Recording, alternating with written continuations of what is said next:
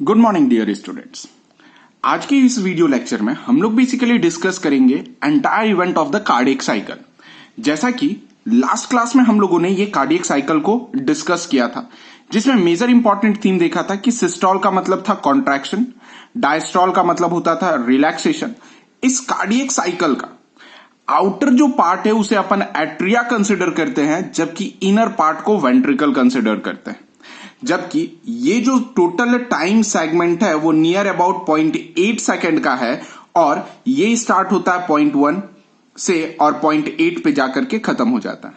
यहां पे हमने देखा था कि एट्रिया का सिस्टोल 0.1 सेकेंड लगता था, जबकि इसे 0.7 सेकेंड दैट इज 0.2, 0.3, 0.4, 0.5, 0.6, 0.7 और 0.8 सेकेंड इसे क्या रिक्वायर होता था रिलैक्स होने में, that is the diastole event करने में। सेम उसी जगह वेंट्रिकल को आर्ट्रियल सिस्टोल के बाद लगभग 3 second that is 0.3 second require होता था कॉन्ट्रैक्शंस के लिए, दैट इज सिस्टोल के लिए, दैट इज 0.2, 0.3 एंड 0.4। इस इवेंट पे वो बेसिकली क्या करता था, कॉन्ट्रैक्ट करता था और महज 0.5 सेकेंड रिक्वायर होता था उसे रिलैक्स होने में, दैट इज 0.5, 0.6, 0.7, 0.8 एंड अगेन 0.1। अब यहां पर हम लोगों ने 0.5 से लेकर के 0.8 के एंटायर इवेंट को देखा, जिसमें हमने देखा कि एट्रिया और वेंट्रिकल्स दोनों साथ में रिलैक्स हो रहे हैं। सो इस फेज का नाम क्या हो गया, इस फेज का नाम हो गया जॉइंट डायस्टोल फेज हो गया। अब ये साइकिल है, साइकिल किसी भी साइक्लिक इवेंट है, ये कहीं से भी स्टार्ट हो सकता है, आइदर मैं एट्रिया से करूं आइदर मैं वेंट्रिकल से करूं। जबकि कार्डियक साइकिल में वेंट्रिकल का रोल और हमें ब्लड आउट देखना है कि ब्लड बेसिकली किस टाइप में वेंट्रिकल से पास होता है, बाहर निकलता है। सो मैं अपने चॉइस के लिए मैं वेंट्रिकुलर सिस्टोल से इस कार्डियक साइकिल के इवेंट को एक्सप्लेन करने जा रहा हूं। अब हम लोग वेंट्रिकल सिस्टोल देखेंगे, मतलब कि अब क्या रहा कि एट्रिया में ब्लड था, वो एट्रिया का ब्लड किस में आ गया, वेंट्रिकल पे आ गया। यानी अब वेंट्रिकल में क्या हुआ, वेंट्रिकुलर सिस्टोल में इस जगह पर क्या रहा कि इस इवेंट पे कि blood pump out of the heart into the arteries, और ये आर्टरीज में जाता है, that is arch, systemic arch of aorta और पल्मोनरी आर्क ऑफ अओर्टा में जाता है वेंट्रिकुलर सिस्टोल होने के बाद। अब इस वेंट्रिकुलर सिस्टोल के टोटल 3 सब स्टेज हैं। पहला सब स्टेज है that is isometric contraction. Isometric contractions क्या है आप जरा समझें। जैसा कि आइसो मतलब सेम, मैट्रिक का मतलब वॉल्यूम और कॉन्ट्रैक्शन का मतलब आपको पता है कि सेम वॉल्यूम के साथ दोनों वेंट्रिकल कॉन्ट्रैक्ट करना स्टार्ट करते हैं। इस जगह पे हम लोग ऐसा देखते हैं कि प्रेशर वेंट्रिकल्स में बहुत ज्यादा हो चुका होता है, किसके रेस्पेक्ट में, पल्मोनरी और सिस्टमिक अओर्टा के रेस्पेक्ट में। सो ब्लड कहां से कहां मूव करेगा, from the region of high pressure से लेकर के रीजन ऑफ लो प्रेशर तक।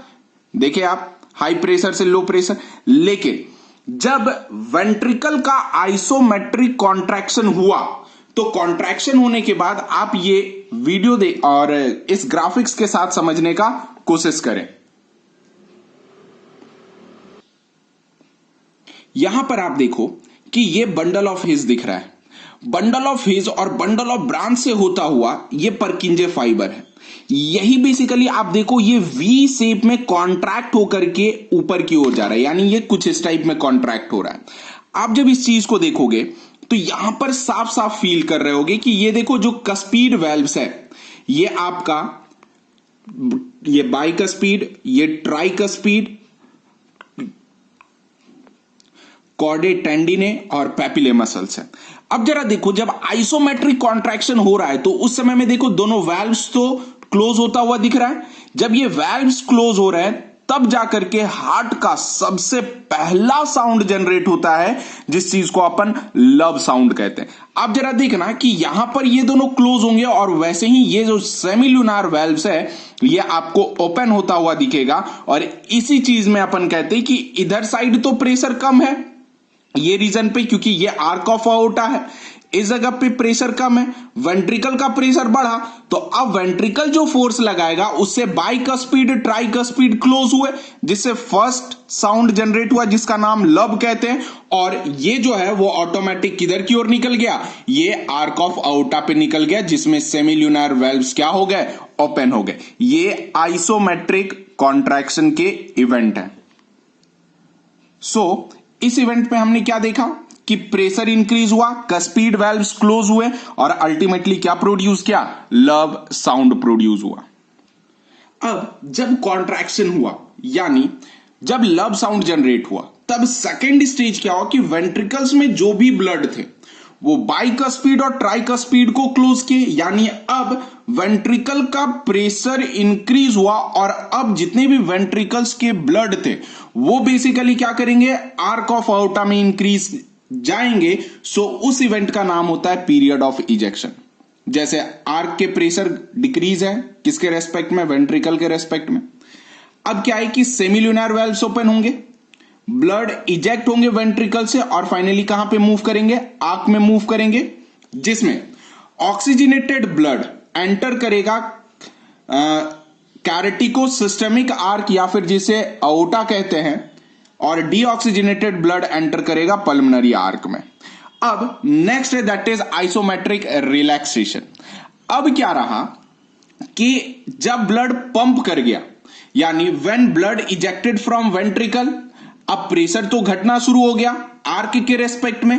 अब इस जगह पर ventricular systole and the auricle receive blood from veins. अब क्या करेगा कि जो ऑरिकल यानी एट्रिया जो है, इसी इवेंट में आइसोमेट्रिक रिलैक्सेशन मतलब दोनों वेंट्रिकल्स अब स्टार्ट करेंगे रिलैक्स होना, और इसी जगह पर एट्रिया क्या कर रहा होगा, वेन से अपना ब्लड को रिसीव कर रहा होगा। कौन कौन veins, superior inferior vena cava और पल्मोनरी वेन से। नेक्स्ट आता है सेकंड कि अब आइसोमेट्रिक रिलैक्सेशन तो स्टार्ट हो गया, तो मतलब कहीं ना कहीं वेंट्रिकुलर डायस्टॉल हो गए। अब वेंट्रिकुलर डायस्टॉल में क्या हुआ कि वेंट्रिकल्स अब रिलैक्स होना स्टार्ट होंगे, जिस वजह से इनका प्रेशर डिक्रीज होगा। अब जब प्रेशर डिक्रीज होगा और यही प्रेशर डिफरेंस ब्लड का इनसाइड द आर्क कोशिश करेगा कि वो वेंट्रिकल में फिर से गिरना शुरू कर दे, यानी वापस वो वेंट्रिकल की तरफ मूव करे, लेकिन उसके बीच में क्या मिलेगा, सेमिल्यूनर वेल्व्स मिलेगा, और उस समय सेमिल्यूनर वेल्व्स क्लोज होंगे और दैट टाइम पे हमें दूसरा साउंड मिलेगा, that sound is commonly known as dup. Ventricular diastole के बेसिकली होते तो दो सब स्टेज हैं, और इस दो सब स्टेज का अब अपन डिस्कस करेंगे कैसे। जैसे देखिए रैपिड इनफ्लो, पहला कि अब क्या है, सिस्टोलिक प्रेशर तो डिक्रीज हो गया, जिस वजह से pressure become very less than the atrial pressure, यानी वेंट्रिकल्स के जो प्रेशर थे वो काफी घट चुके हैं और एट्रियल प्रेशर से घट गए, जिस वजह से कस्पीड वेल्व्स ओपन हो जाएंगे और ब्लड नॉर्मल तरीके से एट्रिया से वेंट्रिकल में रश करना शुरू करेगा, और इसी जगह हमें अपना हार्ट का थर्ड साउंड ऑब्जर्व होगा, जिस चीज को अपन क्या कहते हैं, रैपिड इनफ्लो साउंड। यानी अक्सर हम लोग देखते हैं कि पानी जब फ्लो करता है टैप से, तब जो साउंड आता है उसी टाइप का साउंड हमें यहां पर ऑब्जर्व होता है। नेक्स्ट आता है इस जगह पर जिसे डायस्टेसिस कहते हैं। डायस्टेसिस में क्या रहता है कि रैपिड इनफ्लो हुआ, रैपिड इनफ्लो होने के बाद इस जगह पर जिस स्पीड में एट्रिया ब्लड रिसीव कर रहा होगा उसी स्पीड में एट्रिया ब्लड वेंट्रिकल को सेम रेट में ट्रांसफर कर रहा होगा। क्यों? क्योंकि एट्रिया और वेंट्रिकल दोनों के दोनों क्या हो गए थे, उस समय खाली हो चुके थे, क्योंकि वेंट्रिकुलर सिस्टोल के बाद वो अपना ब्लड तो रिलीज कर दिया। अब इस मोमेंट पे pressure inside all four chambers equal, अब चारों के चार चैम्बर पे प्रेशर जो है वो इक्वल होते हैं और एंटायर हार्ट जो होता है वो डायस्टॉल स्टेज पे चला जाता है, जिस जगह पर एट्रियल वेंट्रिकुलर वेल्व्स ओपन दिखते हैं और सेमिल्यूनर वेल्व्स क्लोज दिखते हैं। यहां पर ध्यान रखिएगा एवी वेल्व्स मतलब बाइकस्पीड ट्राइकस्पीड ओपन हो जाते हैं और सेमील्यूनर वेल्व्स क्या हो जाते हैं, क्लोज हो जाते हैं। नेक्स्ट अब आता है एट्रिया का बात। ये रहा वेंट्रिकल्स के, अब एट्रिया, अब रहा that is atrial systole. Atrial systole रहा कि जब चारों के चार चैम्बर की वॉल्यूम और ब्लड इक्वल हो गई, सो जो ब्लड पल्मनरी वेन से आ रहा होगा, सुपीरियर इंफीरियर वेना केवा से आ रहा होगा, वो सारे अब नॉर्मल स्टेज पे हैं। नॉर्मल फीलिंग वेंट्रिकल्स में हो चुका होगा और एट्रिया में हो चुका होगा। अब एट्रिया का सिस्टोल होगा, यानी ऐसे node first time impulse generate करेगा, जिसके वजह से एट्रिया में कॉन्ट्रैक्शन स्टार्ट होगा और जो रिमेनिंग ब्लड थे, रिमेनिंग ब्लड एक नॉर्मल और दूसरा मस्क्यूली पैक्टेनाटी के बीच में, वो ब्लड स्क्वीज होंगे और सीधे किस में एंटर कर जाएंगे, वेंट्रिकल्स में एंटर करेंगे। लेकिन इस जगह पे एट्रियल प्रेशर 0 हो जाएगा, लेकिन कॉन्ट्रैक्शन जो एट्रिया का, यानी एट्रिया जो अपना पोजीशन चेंज कर रहा है, इस जगह पे एट्रिया का जो फोर्थ साउंड होगा वो ऑब्जर्व किया जाएगा, जिसे अपन क्या कहते हैं, S4 साउंड कहते हैं। नाउ अब जब एट्रिया का कॉन्ट्रैक्शन हो गया, यानी 0.1 सेकेंड लगा कॉन्ट्रैक्ट होने में, अब जो 0.7 सेकेंड रिक्वायर हुआ इसे रिलैक्स करने में, उस समय क्या इवेंट्स हुआ, एट्रिया जैसे ही कॉन्ट्रैक्ट हो गया उसके बाद धीरे धीरे धीरे धीरे वो रिलैक्स होना शुरू करेगा। क्यों? क्योंकि मस्क्यूली पैक्टेनाटी जो अपना सारा ब्लड लूज कर चुकी थी, अब वो धीरे धीरे धीरे धीरे क्या हो रहा है बेटा, एक्सपैंड हो रहा है। सो एट्रिया स्टार्ट रिलैक्सिंग, किसके वजह से, due to the presence of almost zero pressure in the atria, यानी एट्रिया में जो जीरो प्रेशर है उसके वजह से। और इस जगह पर during diastole atria start receiving blood from the veins, यानी इस जगह पे क्या है, एट्रिया ब्लड रिसीव कर रहा है, कहां से, वेन से। और वो जो स्टार्ट होगा वो स्टार्ट होगा 0.2, 0.3, 0.4, 0.5, 0.6, 0.7, 0.8 सेकेंड तक वो क्या करता रहेगा, ब्लड को रिसीव करता रहेगा। नाउ मैं फिर से एक बार रिपीट कर दे रहा हूं कि मैंने साइकिल स्टार्ट कहां से किया, वेंट्रिकुलर सिस्टोल से। वेंट्रिकुलर सिस्टोल पे देखो सबसे पहला इवेंट क्या हो गया, आइसोमेट्रिक कॉन्ट्रैक्शन हो गया। इस आइसोमेट्रिक कॉन्ट्रैक्शन की वजह से देखो दोनों साथ साथ एकदम दोनों वेंट्रिकल एक साथ कॉन्ट्रैक्ट हो रहे हैं। उसके बाद क्या रहा, इसी जगह पे बाइकस्पीड ट्राइकस्पीड क्लोज हो रहा है, जिस वजह से इसमें पहला हार्ट साउंड जनरेट किया जिसे लव साउंड कहते हैं। सेकेंड इवेंट जो आया जिसे पीरियड ऑफ इजेक्शन कहते हैं, यानी अब कॉन्ट्रैक्शन होने के बाद दोनों एवी वाल्व्स क्लोज है, सो अब कौन सा वाल्व ओपन होगा, तो ये वाला वाल्व ओपन होगा जिसे सेमील्यूनर वाल्व कहेंगे, और इस पीरियड का नाम देंगे पीरियड ऑफ इजेक्शन। अब क्या है उसके बाद, अब जब इजेक्ट हो गया तो देखो आप धीरे धीरे ये अपने नॉर्मल स्टेज पे आ रहा है, लेकिन जैसे ही नॉर्मल स्टेज पे आ रहा है तो देखो सेमील्यूनर वाल्व क्लोज है और ये दोनों एवी वाल्व्स ओपन हो रहे हैं, जिस इवेंट का नाम अपन क्या देते हैं, आइसोमेट्रिक रिलैक्सेशन देते हैं, और नॉर्मल ब्लड फील होना शुरू करता है।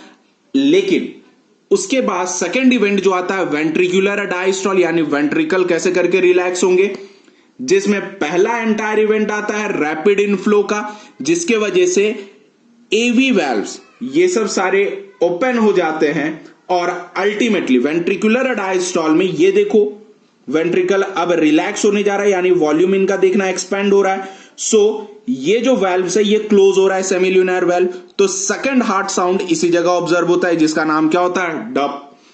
रैपिड इनफ्लो हो रहा है, यानी अब एवी वाल्व्स फिर से ओपन होते हैं और सारा ब्लड नॉर्मल तरीके से वेंट्रिकल्स में एंटर होना शुरू होता है, जिसमें अपन रैपिड इनफ्लो का साउंड सुनते हैं जिसे S3 हार्ट साउंड कहते हैं।